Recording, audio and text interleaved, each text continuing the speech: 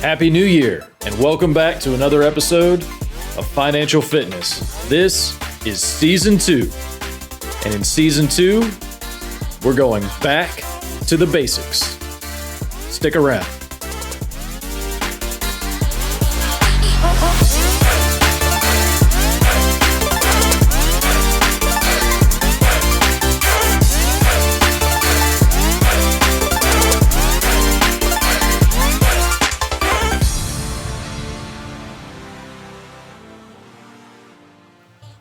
Happy New Year, everyone. It is 2022. It is Season 2, and you are here with Donald Raymond, host of Financial Fitness.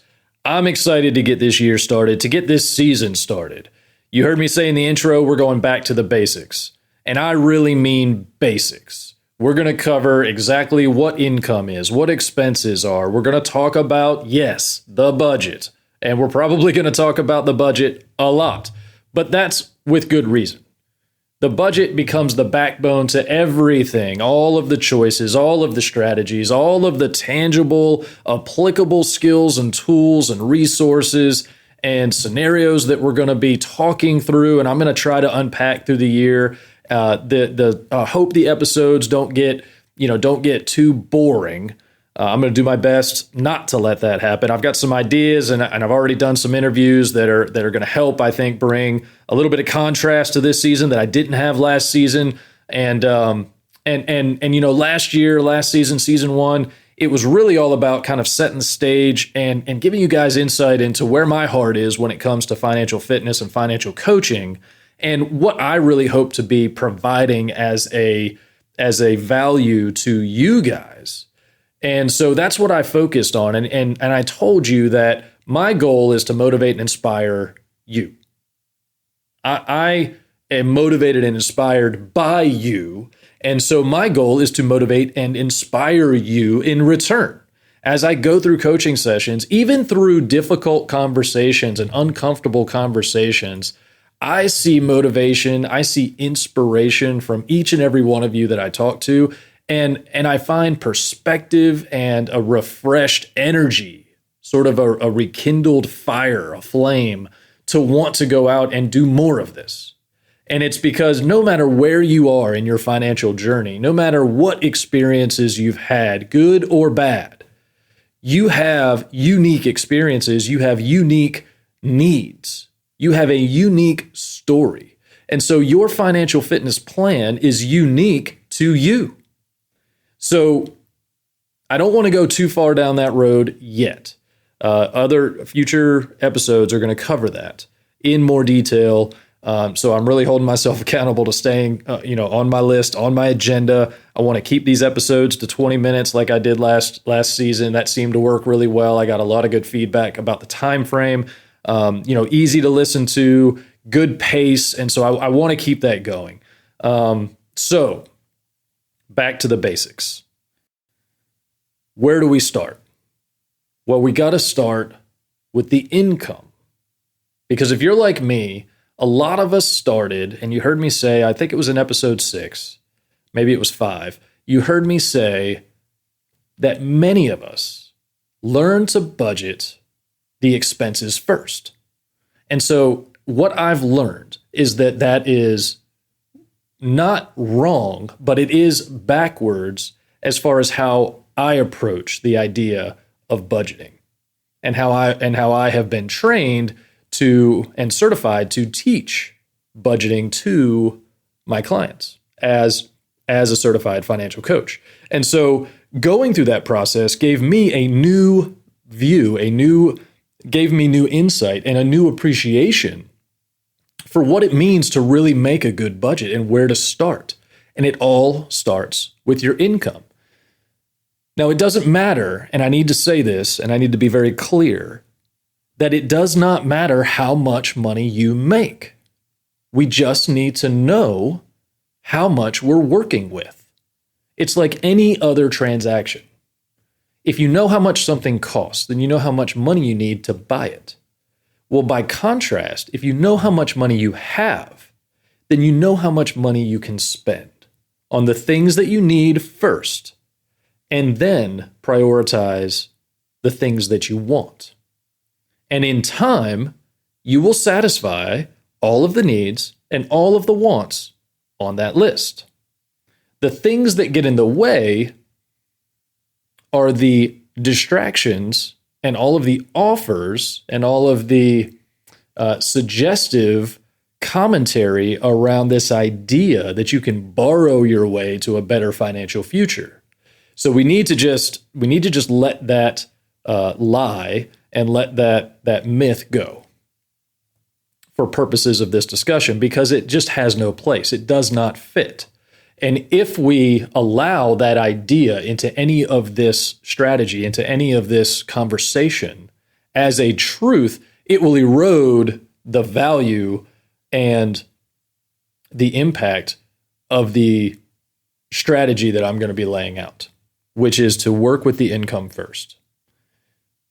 So stay with me. I know I've stayed on this point for at least the last 3 minutes, but it's important. And so I'm laying the groundwork and the foundation, if you will, for what it means to start with your income. And what it means is that you now have a fixed amount, a finite amount of money within a certain time cycle, whether that's once a week, every 2 weeks, twice a month, once a year, whatever it is for you. However you get paid, however you receive income, whether it's consistent or chaotic, you know with some amount of certainty how much you can expect to have within a certain time frame. If you're like me, I know how much annually I target as far as income goes. And as I run and manage my business, I look for ways to satisfy those goals, and I try to make realistic goals. So I budget within those goals, and I track my progress, and I hold myself accountable to those standards. And whether that means spending more time coaching or spending more time teaching or leveraging some of my other skills in production, audio production, or even book narration, I find ways to generate revenue that I can bring in throughout a given time frame that allows me to make a budget. Now, in our household, it's myself, my wife, and my son. And so we have an expense, obviously. Our son is an expense. We have a home, that's an expense. So we have our known expenses. Income-wise, though, both my wife and I work. I'm self-employed and she is traditionally employed. So she has a much more consistent income. Now, in our home, we manage our finances together. All of the money comes in through one funnel, and it all gets utilized in a very intentional way through one shared budget. And for those of you that think that maybe that makes it difficult to buy each other gifts or keep anything a secret, when you're trying to have a surprise for a vacation, or, if it's going to be one of those big gifts for Christmas and things like that, yes and no. So just because we have a shared account does not mean we know what each other is spending, every dollar, every penny, every cent. The shared account is just where the money lives. The budget is where all of the activity and all of the funds live. And we allocate a certain portion of that money for gifting and for just fun money. We call it fun money. And we each have our own fun money, and we don't know what we're spending, what each other is spending in those categories. So yes, it is intentional. And yes, every penny is tabulated, is accounted for. But no, we don't slap each other on the wrist every time a charge is made or challenge somebody for going out and getting a cup of coffee or anything like that. So because we're being proactive with our budgeting, it takes the pressure off the response to being reactive because of a incomplete or a budget that was built with a lack of strategy. And I'll go into more of what that means. But because we start with the income, and we know how much income to expect through a given time frame, we are able to operate within those boundaries and operate within a budget that meets our needs and gives us some flexibility to satisfy some of the wants. I'm not a big fan of New Year's resolutions, but I am a realist, and I know that most of you are. And this is not a criticism. It's just an explanation as to why I didn't launch the podcast with this particular episode. It's because I know the best way to get a running start with suggesting a new way to handle finances and your budget is to make it part of your resolution for this year. We all have something that we want to improve on, and the infamous New Year's resolution is responsible for many of those desires to get some initial focus in any new year. I'm sure it's no surprise that many of the resolutions documented from year to year are fitness goals. So this year, I bring you a new type of fitness goal, a financial fitness goal. Make this the year that you forever take back your decision rights when it comes to your money, and put it to work in ways that you never thought possible. You can, and with the principles that I have already outlined in Season 1, and we'll discuss more in future episodes throughout 22, you can achieve a financial fitness level you probably wouldn't have expected if left to follow guidance from the local banker or the credit card company marketing about how many bonus points you can earn if you use their card over somebody else's. Physical fitness takes effort to achieve results, and financial fitness is no different. Anyone who knows me at all has heard me say that the best way to get results, whether physical, financial, or behavioral, is to develop consistency and sustainability. If I asked you to lift 1,000 pounds today, most of you would struggle with that request. And if I asked you to save $1 million this year or stop cracking your knuckles forever right now, for those of you who have that bad habit, you would struggle with those requests. All of these requests are possible, and they've been completed by someone, even many people before. But I would guess that for most of you listening, and for me, these all sound unrealistic. So if I left you with that goal and no other instruction or plan, then I have neither created consistency nor sustainability.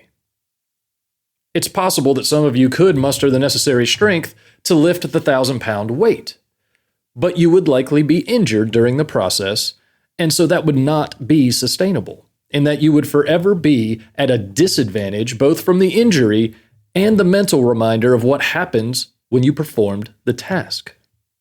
Even the money is possible to obtain quickly if you win the lottery or benefit from an inheritance, but without proper guidance, you will not be able to invest the money well and will likely not create sustainable wealth as a result. Behaviors are the same, in that you can certainly stop for a time, but without proper motivation and purpose to prevent the behavior from starting again, you will find yourself popping and cracking your knuckles without a thought as to the need or the desire to stop.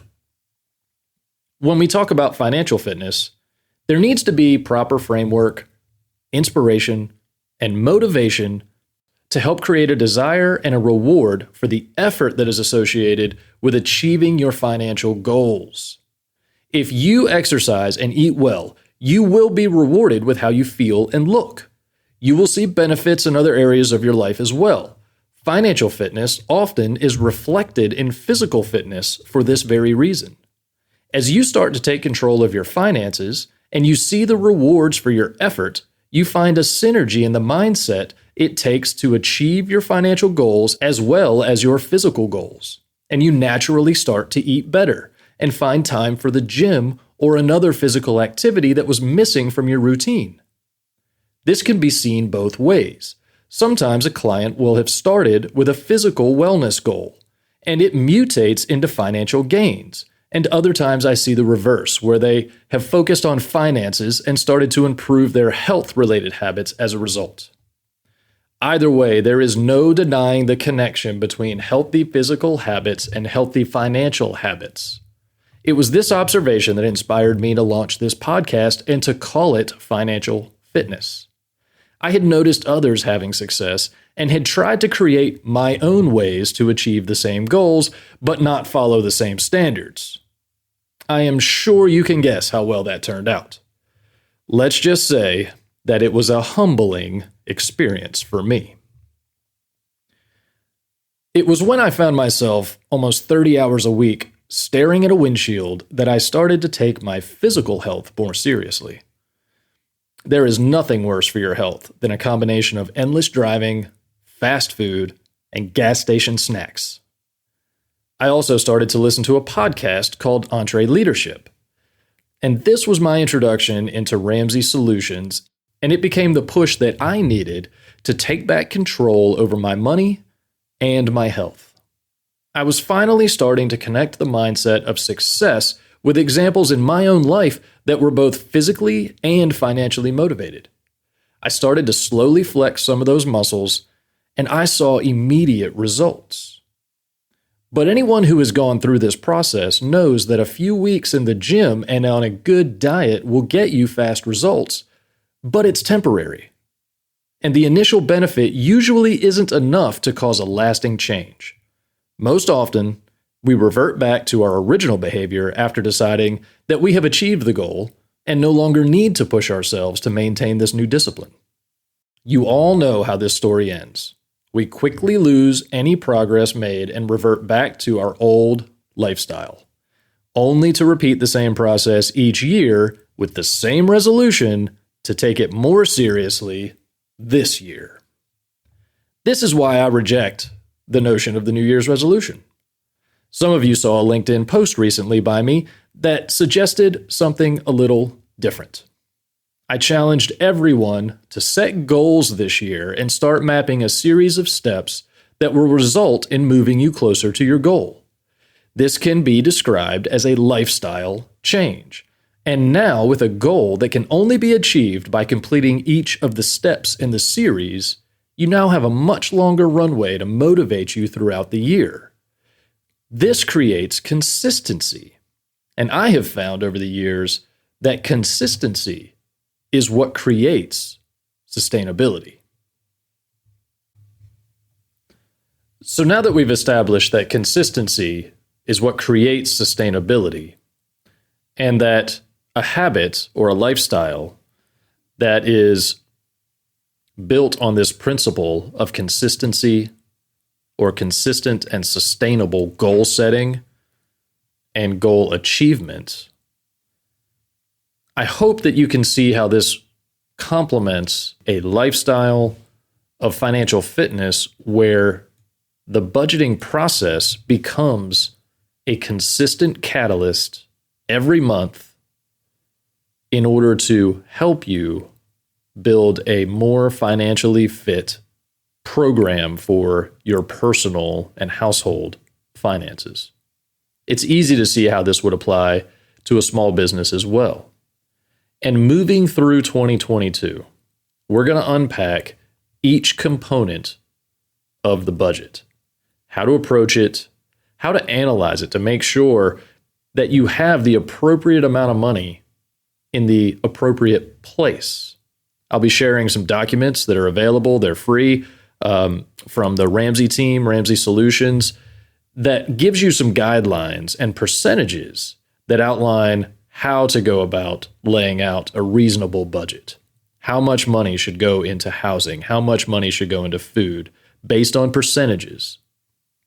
And that becomes, the percentage concept becomes a critical component to success when we look at our overall financial fitness. Basing everything on a percentage means that it doesn't matter how much money you're making, how much income is available. It means that we're going to carve up the income into the same percentages, no matter how much there is. And if we start there and we're consistent with that habit and that strategy, over time, you will see improvement that you may not have thought was possible.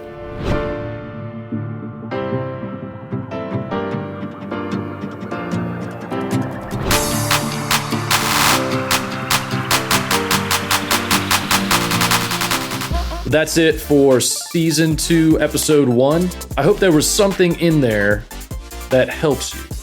You know, I touched on several different concepts.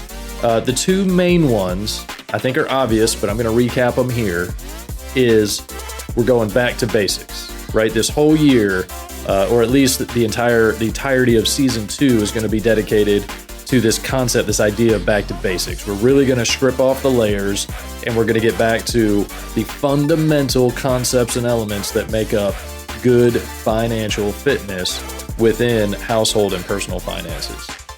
As I said before, these easily apply to small business owners. And so if you are a small business owner and you operate a small business out of your home, or if you have a local place of business in your hometown, feel free to test these principles in your business as well, because a business will thrive if it can manage its finances well. Good financial fitness in a business, for a small business, will create exponential growth opportunities. And when applied to your home finances and working together, as I described, if you've got a home-based business and you're working together to manage your home finances and try to balance those with your business finances and figure out where the overlaps are and where they need to be separated, using the same set of principles is just going to be invaluable for you. And I know that lots of you are now in that scenario. I think the last numbers that I saw, more than 30% of Americans had left their secular jobs, their traditional employment status, to start and pursue a small business. Now, whether that meant they were starting their own or buying into an existing business, partnership, or just starting some kind of a maker hobbyist job out of their garage or basement, those all count and they all require a certain amount of attention. So concept number one is going to be back to basics. We're going to keep it simple, and we're going to unpack everything from A to Z when it comes to budgeting and good personal, household, and small business finance principles. And then the other thing that I hope you heard is this idea of consistency and sustainability. And you heard me kind of unpack an idea or a concept or an example of being consistent and developing goals that are large enough to be broken down into a series of smaller goals. And then rather than just have this wild, general New Year's resolution, you now have a very specific goal that's large enough to be broken into smaller goals that will help you move closer and closer throughout the year. And if we're setting goals that complement and support our values, and then we take actions that move us closer to our goals, now we're breeding this habit of consistency. And you heard me say, consistency creates sustainability. And with sustainability, you can continue to build on these good habits and improve your financial fitness every day, every week, every month, all year long.